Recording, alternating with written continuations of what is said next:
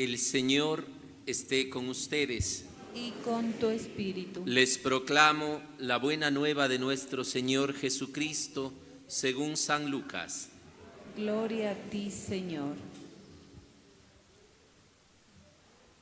En aquel tiempo, Jesús dijo a sus discípulos: He venido a traer fuego a la tierra, y cuánto desearía que ya estuviera ardiendo.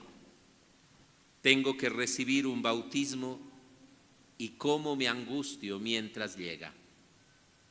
¿Piensan acaso que he venido a traer paz a la tierra? De ningún modo. No he venido a traer la paz, sino la división. De aquí en adelante, de 5 que haya en una familia, estarán divididos 3 contra 2 y 2 contra 3. Estará dividido el padre contra el hijo contra el padre, la madre contra la hija y la hija contra la madre, la suegra contra la nuera y la nuera contra la suegra. Palabra del Señor. Gloria a ti, Señor Jesús. Cuando toca predicar este evangelio me pongo en el conflicto de que los peleones encuentran una muy buena justificación. Ahí dice, la Biblia dice.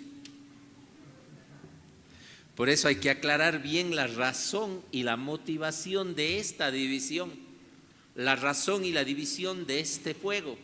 Y también me gustaría explicar desde una interpretación cómo hemos de entender bíblicamente el fuego, cómo hemos de entender la palabra que el Señor habla del bautismo que le angustia mientras llega. ¿Sí? Entonces, a ver si entendemos bien eso para que no vayan aquí las nueras contra las suegras o aquí mismo de una vez hace round, ¿no? Ya solo eso faltará porque en la asamblea ya casi se ve eso, ¿no? 3 ideas. La primera, entender, mis queridos hermanos, que la imagen del fuego comporta 2 realidades que tiene que ser importante en nuestra vida. La primera realidad es la realidad de una transformación que no se puede alcanzar sin la segunda realidad del fuego, la purificación. El fuego purifica y transforma las cosas. Cuando usted quiere acrisolar el oro, tiene que quemar las impurezas, purifica y transforma en algo mejor o en algo peor, pero bueno, transforma. Entonces la acción de Jesucristo y el fuego del que se habla, que no es sino el amor de Dios. El amor de Dios tiene que provocar estas 2 actitudes en nuestra vida, una transformación y una purificación. Y el Señor dice de manera clara: cuánto quisiera que eso ya estuviera ardiendo.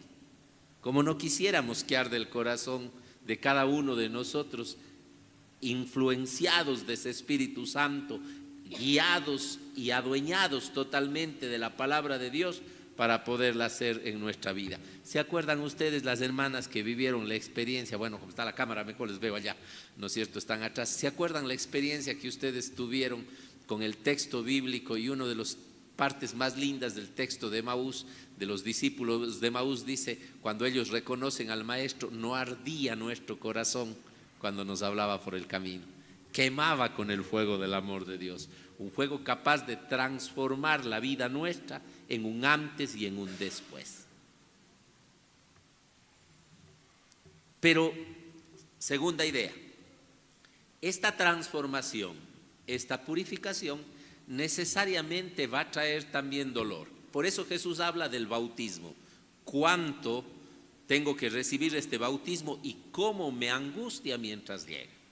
¿Cuál es el bautismo? No es el bautismo de Juan, porque Jesús ya había sido bautizado. El bautismo hace referencia a la entrega de su sangre en la cruz. Es el baño de la sangre en la cruz.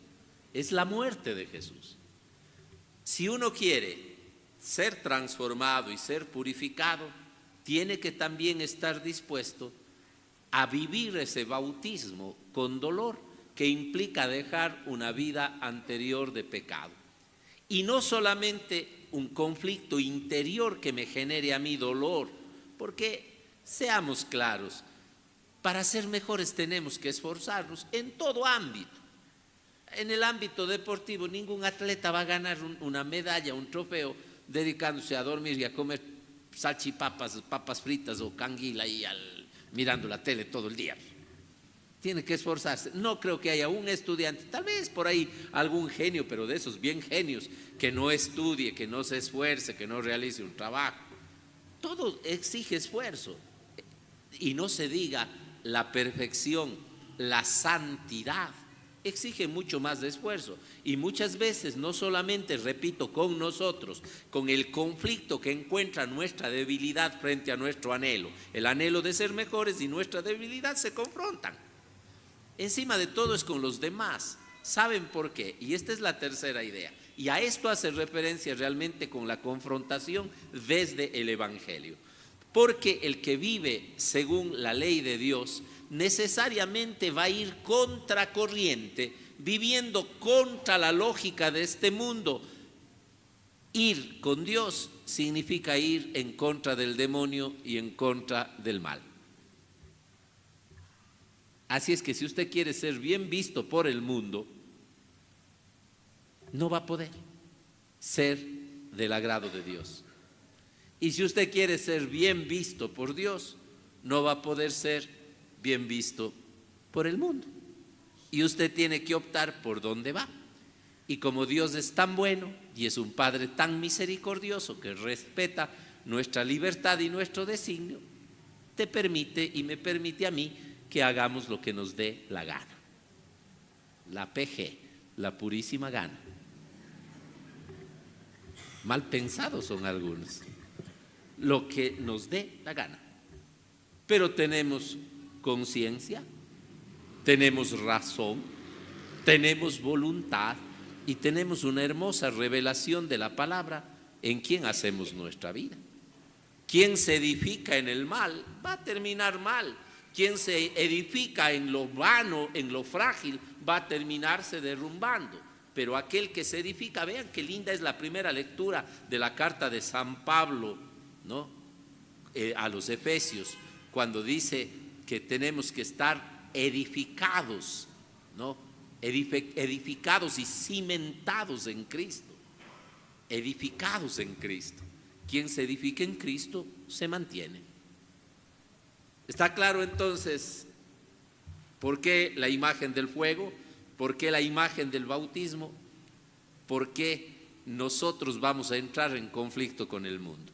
Ahora aterricemos estas tres lógicas de este texto a nuestra vida, a los ejemplos, a las cosas que a mí me gusta ver, porque a veces estas nos podemos hacer los disimulados. Sí, el padre tiene razón, sí. Todos terminan dando la razón, pero el conflicto es el momento en que tenemos que vivir.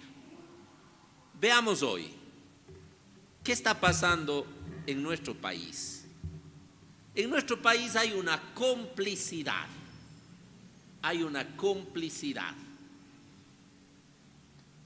entre autoridades, gobernantes, gobernados, con el silencio y con el mal. Y a esto se llama pecado de omisión. Por eso yo empecé pidiendo perdón el momento del acto penitencial por nuestros actos de omisión. Puede ser que usted no sea el que dispara, puede ser que no sea usted el que roba, puede ser que no sea usted el que vende droga, puede ser usted que no sea el corrupto que acepta corruptelas en el negocio del Estado, puede ser que no sea usted de las personas que está involucrado en las sentencias que causan chiste, caen presos unos señores, no sé si, bueno, unos hermanos les diré porque señores del título humano creo que les queda muy grande, hermanos porque somos en Dios y ahí sí yo ya no puedo cambiar nada y tengo que ser humilde en reconocer que todos somos frágiles. Caen presos por robar unas joyas en Chordelej, hay la evidencia, están en el tiempo de la flagrancia, es decir, hay para que la ley actúe, pero asimismo la ley les libera, menos de 24 horas ya estaban libres. y hay en cámaras y se roban. No sirvió de nada el operativo de la autoridad del cantón, no sirvió de nada el riesgo de la policía, de nada. Puede ser que usted no sea ese juez, puede ser que usted no sea el dueño de una clínica que se deshaga de bebés antes de haber nacido, puede ser que usted no sea dueño de los nightclubs donde se vende a los seres humanos como si fueran objetos, puede ser que usted no, y digo puede porque puede ser que también hay alguno de lo que estoy diciendo. De todo hay en la viña del Señor. Como dice por ahí un amigo mío, casos se han visto. Casos se han visto. Puede ser que usted no venda la droga, el alcohol, puede ser que usted no sea el usurero, puede ser que usted no esté metido en eso. Pero estoy seguro que usted y yo, aunque no tengamos nada de eso, a veces tenemos la actitud del pecado de omisión.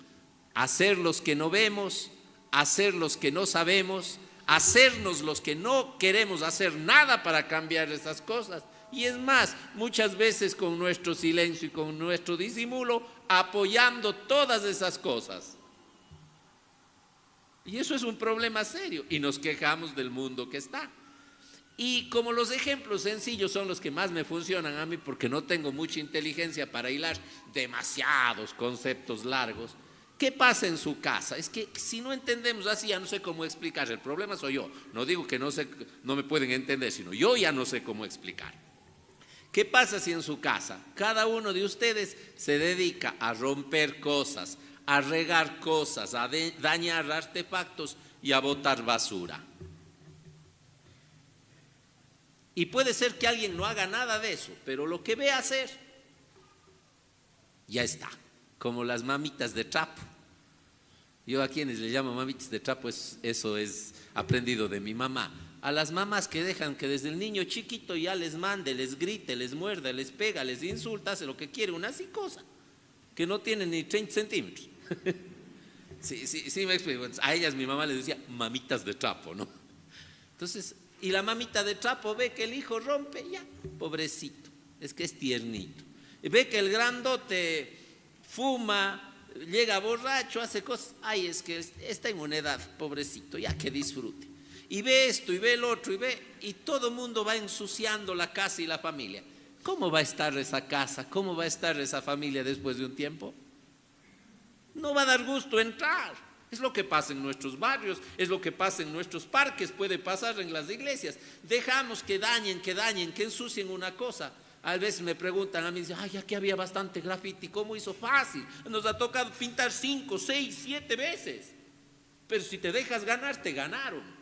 Si tú dices, ya estás cayendo en el pecado de omisión. Esto que pongo el ejemplo de la casa, pasa con nuestra vida y pasa con la sociedad. Ah, no pasa nada, que venga el mal. No, ya, eso nomás era, una fiesta nomás era, vacilandanga nomás era, un chupecito nomás era, canita al aire nomás era, esto nomás era, y dejas que abunde. Y si quieres que te ponga otro ejemplo, es como una enfermedad. Al principio, si te descubren, es fácil tratarla, pero si dejas que se te vuelva crónico, te termina matando. Eso está pasando en la sociedad, pues. Eso nos está pasando y nos quejamos. Si nosotros somos, por no entrar en conflictos, por no jugarnos el riesgo, por no correr el pellejo, claro, toditos callamos y disimulamos, entonces el mal está muy bien dicho, porque le hacemos callar al bien. No, pero yo nunca le digo al bien que haga silencio. Cuando tú callas de hacer cosas buenas, le estás haciendo silenciar al bien en tu vida. ¿Y quién va a hablar? ¿Y quién va a gritar así como el gritón del padre Marcelo? El mal, pues, el pecado, el demonio, y nos quejamos.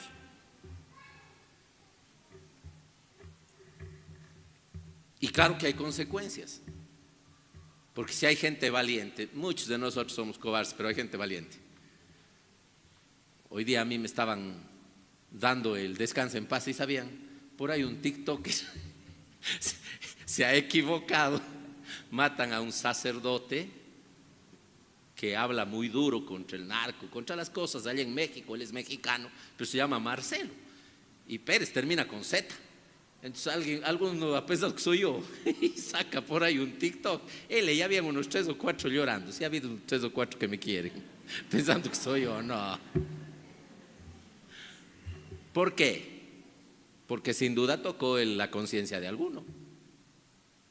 Porque sin duda tocó la conciencia. Porque aunque digan que están haciendo bien, la conciencia no se tapa. A mí no me ha pasado cosas como es, pero sí me ha pasado que la gente se me va saliendo de la misa. Y uno les ve que se va saliendo bravísimo. Claro, si tú estás hablando del trago al borracho, no le va a gustar. Entonces se te pone fruncido y alguno se te va saliendo. Nunca me olvido de alguna vez un hombre que hablé de la mocería, pues, y de tener hijos fuera del matrimonio. Y estaba allí, se fue bravísimo. Pero ¿qué culpa tengo yo si yo no le estaba diciendo ni a él? Era del evangelio. Sí, entonces ahí está. Y eso nos pasa en todos los niveles. Porque no te va a querer tu papá si a tu padre, siendo tu padre y amándole y respetando el cuarto mandamiento, que es honrarle, pero honrarle no significa alcahuetearle, pues. Si como hijo le dices, papacito, esto está mal, ¿qué te va a decir tu papá? Ah, no, es que este es un majadero, este es un grosero, me faltó el respeto, pero te está diciendo la verdad.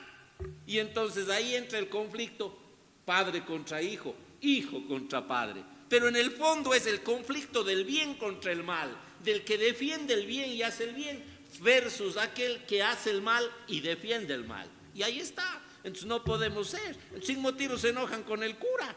No deben enojarse con el cura. Cambien la Biblia. El día que cambien de la Biblia, yo entonces no voy a hablar mal de los aborteros.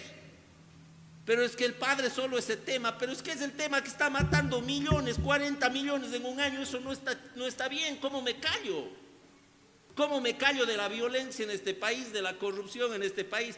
¿Cómo me callo del circo que hacen en este país con los juicios políticos, habiendo tanto que legislar? Por Dios, este país está perdiendo millones por la falta de luz y no se ponen de acuerdo.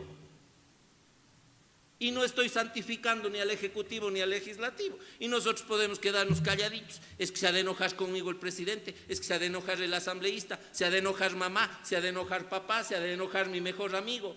Se enoja mi jefe, que se enoje, mientras no se enoje Dios. O Dios es el dueño de tu vida o tu jefe. ¿Quién es el dueño de tu vida? ¿Quién va a ser el dueño de tu condena o de tu salvación? Y no estoy hablando del infierno como llamas, de una vida sin sentido, de una vida que se nos va sin haber sido alguien que valió la pena y sin haber hecho el bien a nadie en este mundo. Eso nos cuesta. ¿Ya estamos claros entonces? No se trata de pelearme usted conmigo. Se trata de que los dos nos peleemos contra el único enemigo que es el pecado y que le destruya a usted y me destruya a mí. Que Dios nos ayude a transformarnos, a purificarnos y a tener el valor de no callar, aunque a veces eso nos traiga cruces, sufrimientos, ser mal vistos. Pero ¿de qué le vale al hombre ganar todo en este mundo, el mundo entero, si termina perdiendo su conciencia, su alma y su vida? Amén.